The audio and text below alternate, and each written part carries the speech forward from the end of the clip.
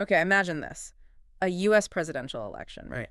But it's so intense, so full of claims of fraud and tangled up with actual violence that American democracy itself just feels like it's shaking. Yeah, 1876, it was an absolute nail-biter. I mean, the margins were incredibly thin. So then the inauguration wasn't even a sure thing. They actually had to bring in a special commission, kind of an emergency measure. Exactly. And you really have to understand the context here. It wasn't just, a close race. This was happening right at the end of Reconstruction after the Civil War. Right, that whole period meant to rebuild the South, integrate formerly enslaved people. But that whole vision, well, it ran into some really serious, organized, and violent opposition. We'll definitely get into that. We will. And for this deep dive, we've gathered some really interesting sources. We're looking at a pretty detailed Wikipedia entry for the facts, the numbers. Then there's this lesson plan from Facing History. It really helps frame the political violence that was going on. That's a crucial piece. And we also have an overview of the Redeemers movement. Yeah, this group trying to, well, reshape the South after the war. A really powerful force. So our goal here isn't just to list what happened in 1876. We want to get underneath it. Understand the why. Why was it so contested, like almost to the breaking point? What does it tell us about, how fragile democracy can sometimes be? And the long-term effects, too, especially on voting rights, which is a huge part of this story. Definitely. So let's start with election night itself. The first counts come in, and the Democrat, Samuel Tilden, he's got 184 electoral votes. Okay. The Republican, Rutherford B. he's behind with 165. But, and this is the kicker, there are 20 disputed electoral votes. Florida, Louisiana, South Carolina, even one from Oregon. 20 votes hanging in the balance. Yeah. And Tilden only needed one more vote for a majority, right? Exactly. Just one single vote away. Talk about drama. Wow. And constitutionally, well, there wasn't really a clear playbook for this exact situation, was there? No, not really. That lack of a clear process, that uncertainty, it just poured fuel on the fire. Yeah, it created this space for intense political fighting, maneuvering. Oh, absolutely. And Congress, they scrambled. They eventually set up this Electoral Commission. Right. The idea being this bipartisan group would sort through the disputed votes impartially. Supposedly impartial. But the decision, anything but.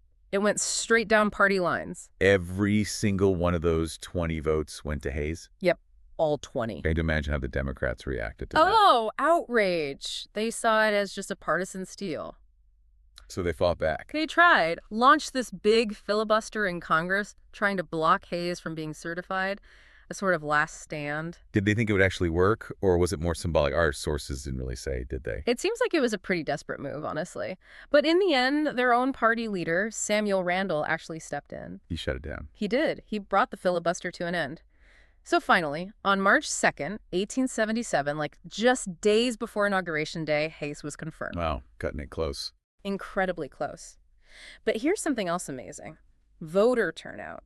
Amidst all this chaos, 82.6% of eligible voters turned out. 82.6%. That's huge. Much higher than what we see today. It really is. Shows how invested people were. Yeah, they knew the stakes were incredibly high, even with all the intimidation, especially down south. And another interesting point from the sources, Tilden, the Democrat who lost, actually won more individual counties. Oh, really? Yeah, 1,301 counties to Hayes' 947. It just highlights that disconnect, between the popular vote spread and how the Electoral College decides things. That's a fascinating detail. It really paints a picture. Okay, so now we have to talk about something really disturbing. The violence, the intimidation, especially in the South. Right. This is where that lesson plan becomes really important. It points out that the Democratic Party in the South, well, they weren't just campaigning. No, they were relying heavily on these paramilitary groups, the Red Shirts, the White League. Basically acting as the party's muscle, its enforcement wing. If you connect this to Reconstruction efforts, trying to establish rights for Black citizens. These groups became central to pushing back against that. The Mississippi Plan, other similar tactics across the South. Their main goal was just suppressing the Republican vote. And that meant targeting Black voters, but also white Southerners who sided with Republicans. And their methods were brutal. Absolutely brutal. Or sources talk about them violently breaking up Republican meetings, going after party organizers specifically. Threatening people. Oh, yeah. Threatening voters with violence, threatening their jobs, their livelihoods if they voted Republican. And the Wikipedia entry mentions that wild 101% vote count in parts of South Carolina. Yeah, a pretty clear sign of just massive fraud. And the estimated number of murders. About 150 Black Republicans killed in South Carolina alone. It's just staggering. The level of organized violence aimed purely at stopping people from voting. And those massacres like Colfax and Coushatta mentioned in the sources, horrific events. These weren't just random incidents. It was a campaign of terror. Deliberate terror to achieve a political end. That lesson plan even included this quote, an instruction given to the red shirts. It's chilling. What did it say? A dead radical is very harmless. A threatened radical is often troublesome, sometimes dangerous, and always vindictive. Wow, so it wasn't just about stopping votes. It was about eliminating opposition through fear. Yeah. Making people too scared to even think about resisting. Exactly. It really makes you question the whole idea of a legitimate election, doesn't it? Absolutely. If large numbers of people are violently prevented from even getting to the polls, how can you call the result democratic? The goal was just crystal clear. Scare Black voters away, discourage white Republicans, and basically take control by force, undermining the whole process. Profoundly undemocratic methods. And besides the direct violence, there was also just blatant fraud. Right. The Wikipedia entry mentions Florida, Louisiana, South Carolina again. Hotbeds of both fraud and violence against Republicans. And some of it was so deceptive, like printing Democratic ballots but putting Abraham Lincoln's picture on them. Lincoln. The ultimate Republican symbol. Yep. To deliberately confuse illiterate voters, many of whom were just recently freed from slavery. That's just deeply cynical. A calculated attempt to trick people out of their vote. So you had people being physically stopped from voting, and then the votes that were cast were being manipulated. And then the state electoral commissions in those key southern states, often Republican-controlled. They stepped in and threw out enough Democratic votes to give the states and their electoral votes to Hayes. What a mess. Violence, fraud, contested results. It's no wonder Congress had to create that Electoral Commission. Yeah, they were in totally new territory, constitutionally speaking. They needed some kind of mechanism. And the selection for that commission, that was its own little drama. Right. Justice David Davis. He was supposed to be the independent, the swing vote. But then the Illinois legislature elected him to the Senate. And the Democrats thought, great, he's ours now. Big mistake. Because he resigned from the commission immediately. Yep. Which left, well, mostly Republican justices. So they chose Justice Joseph P. Bradley, seen it maybe the most impartial of the remaining Republicans. And his vote ended up being the deciding vote that gave Hayes the presidency. Which leads directly into the Compromise of 1877. The infamous compromise. This backroom deal that basically cemented Hayes's win. So what was the deal, basically? In exchange for Democrats finally agreeing to accept Hayes as president, Okay. Hayes agreed to end Reconstruction, pull the last federal troops out of the South. Which, if you think about those redeemers we mentioned. It was basically handing them everything they wanted. The federal government was stepping back, no longer protecting Black citizens' rights or safety in the South. A huge turning point.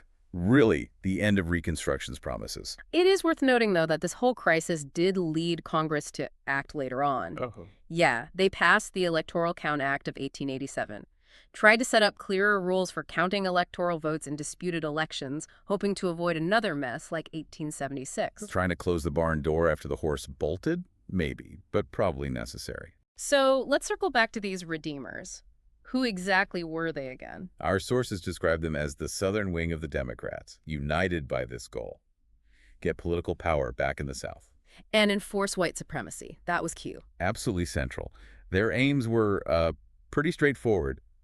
Kick out the radical Republicans who'd led Reconstruction. And Reconstruction altogether. And establish home rule, which really meant returning to the old social and political order, the pre-war hierarchy. And their tactics, we've seen, went way beyond just politics. Oh, yeah. They hammered away at Republican state governments, calling them corrupt, blaming them for high taxes. And those paramilitary groups, the Red Shirts and others, they were essential to the Redeemer strategy, the intimidation, the violence that was part of the plan. Definitely. And once they got power, they moved fast to cement it. How so? By disenfranchising voters. They brought in poll taxes, literacy tests, complicated residency rules. All designed to stop Black men, and also many poor white men, from voting. The numbers are stark. That Alabama example, voter registration in some Black Belt counties just collapsing from over 79,000 down to barely 1,000 in just a few years. Devastating. And alongside taking away the vote, they passed Jim Crow laws, Segregation, enforcing it everywhere, schools, transport, public spaces. Yeah, creating a legally enforced system of second-class citizenship for African Americans, taking away political rights and basic human dignity. And we should also mention the lost cause idea here. Right, this narrative that started taking hold as the Redeemers took over. Kind of rewriting history. Exactly. Downplaying slavery's role in the war, making the Confederacy seem noble, and painting Reconstruction as this terrible mistake caused by black voting and corrupt Northerners, the carpetbaggers. It was a powerful narrative for justifying what they were doing. And the result of the Compromise of 1877, this long era of Democratic control in the South, the solid South. And during that time, Black communities faced just immense oppression. Conditions, as the sources note, chillingly similar in some ways to slavery itself. The promises of Reconstruction were well and truly broken, systematically dismantled. It's interesting, though, Hayes's presidency wasn't just about the election fallout. His first year threw another major crisis at him. Oh, what was that? The Great Railroad Strike of 1877, a massive labor uprising. Ah, right. Huge economic tensions during that period, too. After the Panic of 1873, wages were cut. And railroad workers across the country just walked out. It spread like wildfire. So how did Hayes handle it? He sent in federal troops to break the strike. Federal troops against workers striking a private company. Was that common? It was actually the first time it had happened on that scale, a really significant move. How did people react? Well, business leaders loved it, praised his decisiveness, but public opinion was more split. A lot of people actually blamed the railroads for the bad conditions and the violence that erupted. So, stepping back and looking at all this, what does it tell us about democracy being fragile? That question from the lesson plan really hits home. It really does. 1876 is such a stark example. Yeah, those guiding questions, what makes democracy fragile? And, crucially, what can be done to protect it? You see so clearly how social divisions, especially racism, created these in-groups and out-groups. And the out-groups were just left incredibly vulnerable to intimidation, to violence. Yeah. Systematically targeted. And as the learning objectors in that source pointed out, using violence and fear like that, it silences people. It stops votes from being counted. Which is a fundamental attack on democracy itself, isn't it? The whole idea relies on people being able to participate freely and safely. 1876 just shows how easily that can be shattered when people in power or seeking power are willing to go to those extremes. Yeah. So if there's one big takeaway from this deep dive, it has to be that. Definitely. The 1876 election is this really powerful, chilling reminder. A reminder of how vulnerable democracy can be. Vulnerable to violence, to fraud, to the deliberate suppression of the right to vote. And the human cost. We can't forget that. The impact was enormous, and it casts a really long shadow over American history. Which brings us maybe to a final thought for you, the listener, to chew on. Yeah. How do the echoes of 1876, the tactics used back then, how do they still resonate today? When we talk about election security, voting rights, political polarization, do you see parallels? And maybe, what's our responsibility? Yeah. As citizens, as institutions, how do we guard against these kinds of threats to the democratic process now? It's a really important question, something worth grappling with. And if you want to explore this era more, we absolutely encourage you to check out the sources we talked about. Yeah, there's so much more to learn about Reconstruction and this incredibly pivotal and often painful period in history. Understanding it feels pretty vital for protecting democracy today.